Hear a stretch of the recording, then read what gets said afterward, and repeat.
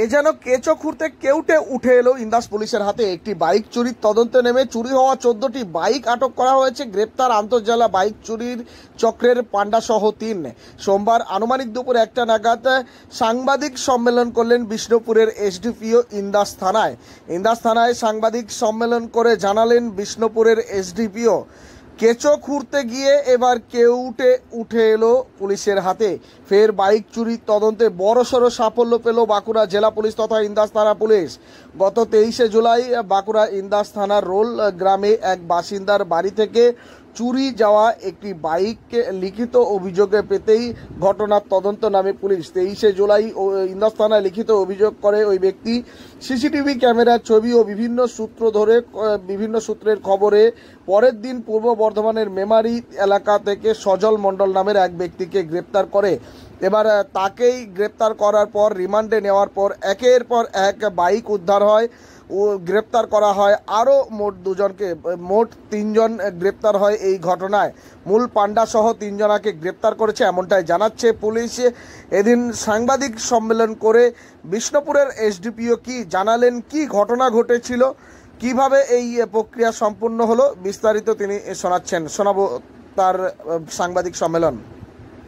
গত 23শে জুলাই আমাদের ইন্দাস থানার অন্তর্গত রোলজিপির রোল ভিলেজের লখাই মল্লিক উনি আমাদের কাছে একটা এই মর্মে অভিযোগ জানান যে তার বাড়ির উঠোন থেকে তার টিভিএস অ্যাপাচে বাইকটি চুরি হয়ে যায়।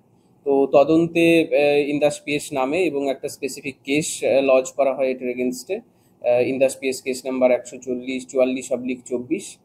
তদন্ত নেমে আমরা ডিজিটাল এভিডেন্স, সিসিটিভি ফুটেজেস এবং ম্যানুয়াল সোর্স ইনফরমেশনকে কাজে লাগিয়ে তার পরের দিনই আমরা একজনকে অ্যারেস্ট করতে সক্ষম হই। সজল মণ্ডল তার নাম। আমরা তাকে মেমারি থেকে অ্যারেস্ট করি। ওর বাড়ি খণ্ডকুশ থানায় ছিল।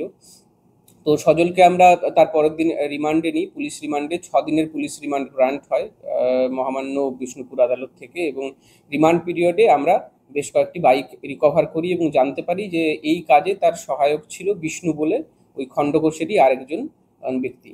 তারপর আমরা বিষ্ণুকেও অ্যারেস্ট করি এবং বিষ্ণুকে 4 দিনের আমরা রিমান্ডে নিই এবং তখন তার বক্তব্য অনুযায়ী আমরা আরও বেশ কয়েকটি বাইক রিকভার করি।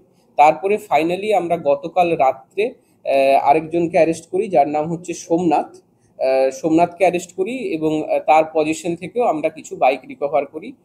টোটাল এই এন্টায়ার আমাদের যে 3টে রেড হয়েছে এবং পুরো কেসে এখনো অবধি 3 জন অ্যারেস্ট আছে এবং তার সাথে আমরা 14টা মোটরসাইকেলকে এখনো রিকভার করতে পেরেছি।